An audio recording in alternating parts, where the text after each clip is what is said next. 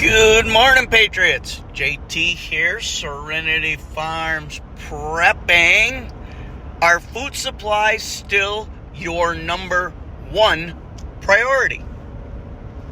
I ask this seriously because some folks like me, I got between 5 and 7, maybe 10 years of food supplies stored up. I got 5 greenhouses, I got my chickens, do some hunting. If I have only a community of 10 to 12, and many of them have their own food supplies, we could stretch it to 10 years if need be with some caloric restrictions, which we don't want to do based on all the manual labor we're going to have to do. But, point being, I'm 5 years solid. Yeah, every now and then I add something. I've even started to eat some of the preps that I've had for 15 years because it's time. So those I will start replacing, like 5-gallon pails of white rice that I put in Mylar bags with O2 absorbers, and I've had those for 16 years. It's time to open those up and start eating them.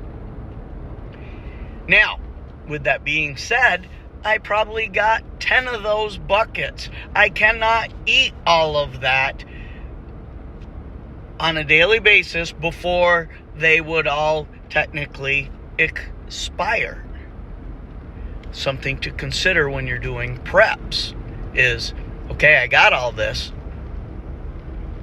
I'm never going to be able to eat certain items when they all expire at the same time, which I was brand new to prepping, so I probably should have did 1 or 2 buckets, other foods, and then 10 years later started to eat those while had done other buckets within the 3 or 4 years after those first ones, so that systematically every year or 2 you're eating a couple buckets and replacing them. But I was brand new. I thought I was way behind the curve, freaked out a little bit, and went crazy town. So I got what I got, and now I got to deal with what I got.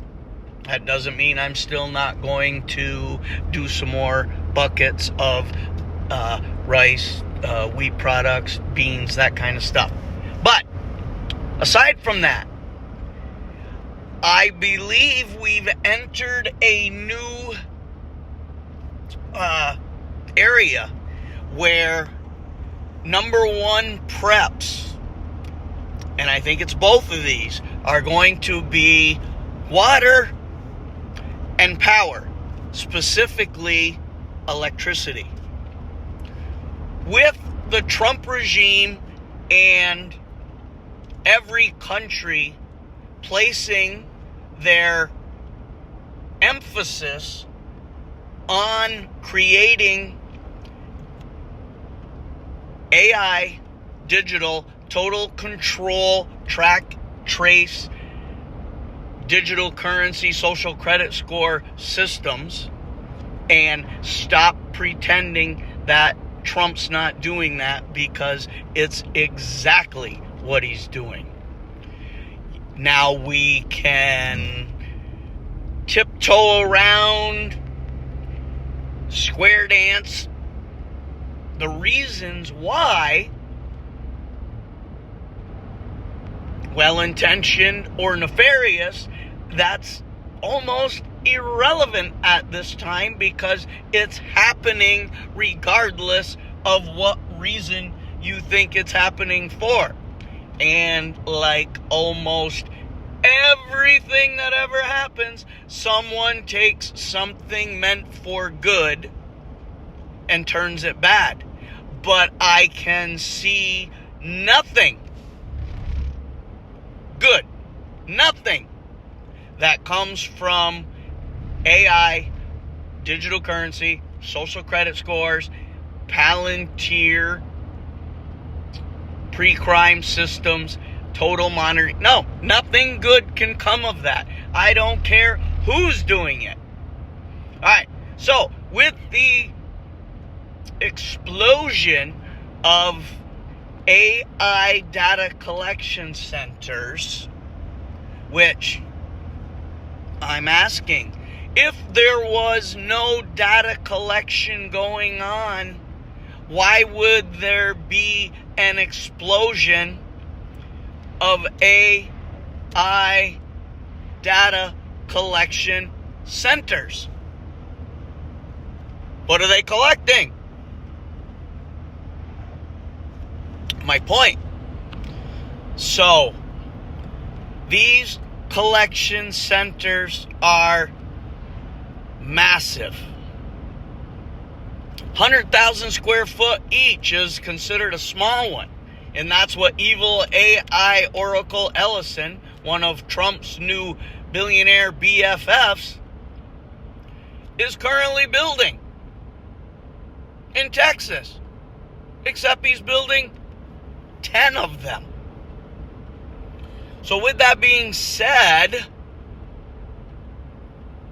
they use a tremendous amount of electricity, more than the current United States 3-grid system could ever provide, just for Texas. And Texas, I don't know if you know this or not, Texas has their own electrical grid system. It's been severely hampered and compromised by green weenies who have done useless solar and windmills, and Texas has more power failures than many states in the Northeast that have winter and snow. It gets a little bit cold in them southern states, specifically Texas, and those people freak out, lose power, and then brag about how free Texas is and all that. But okay, that's another story. But what I'm getting at is New York has 10 10 data collection centers.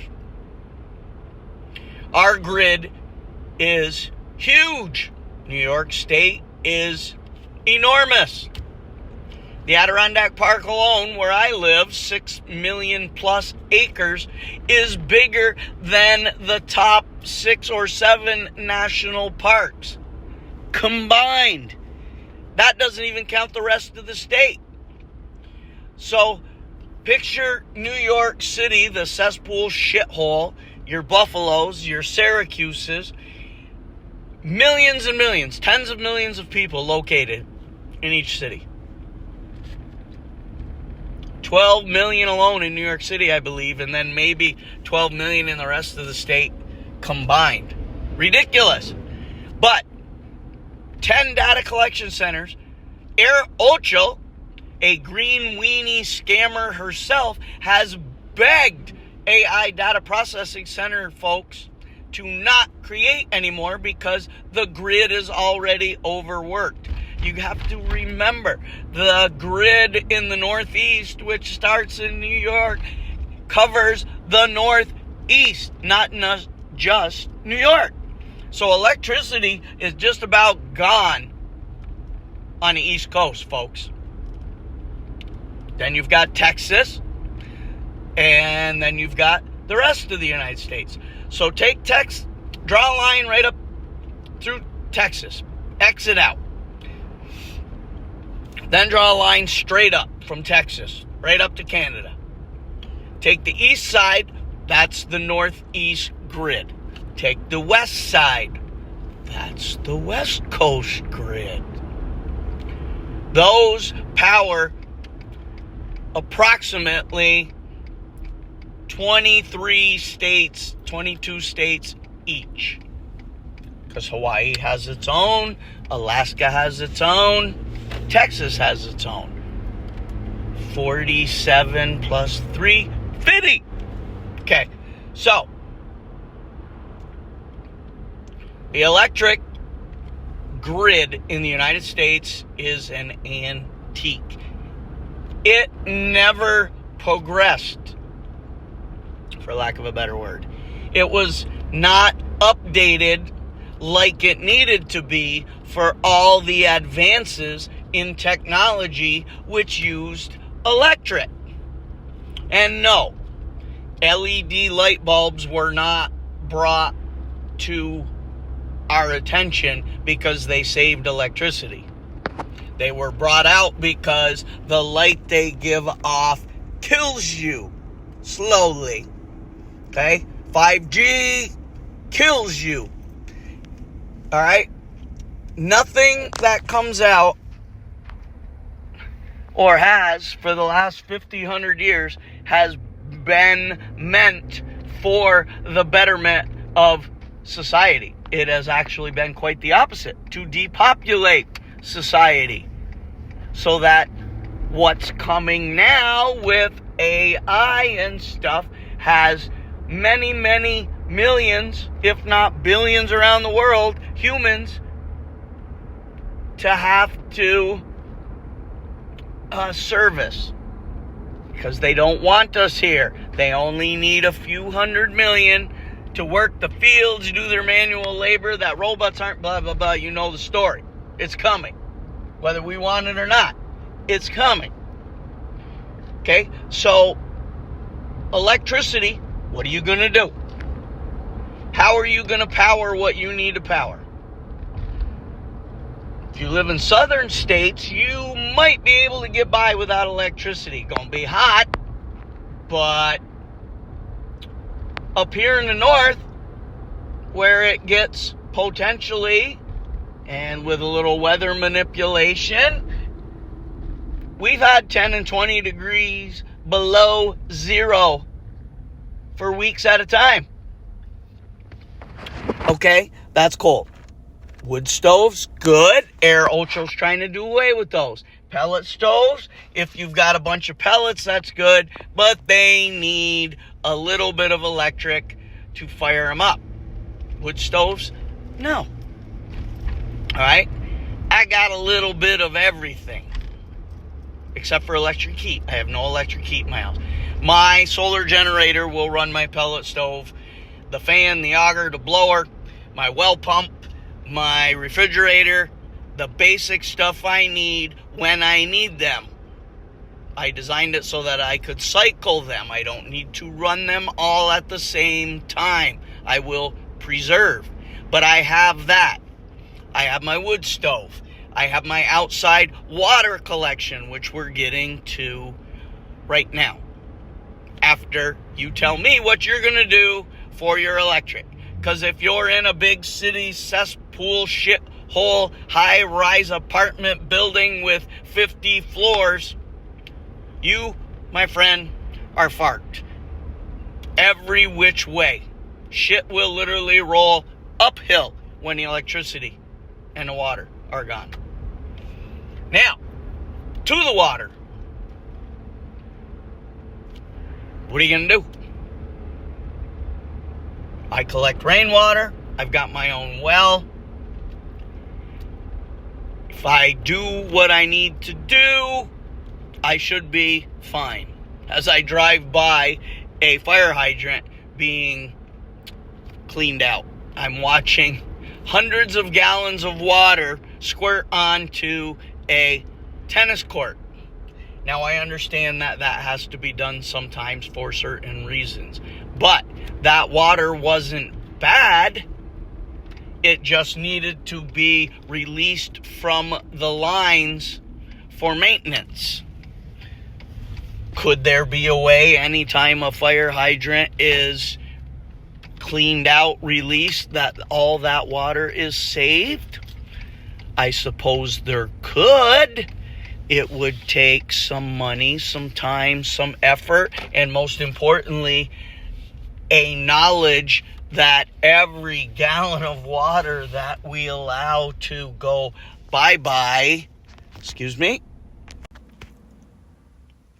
every gallon of water we allow to go bye-bye is a gallon of water we never see again.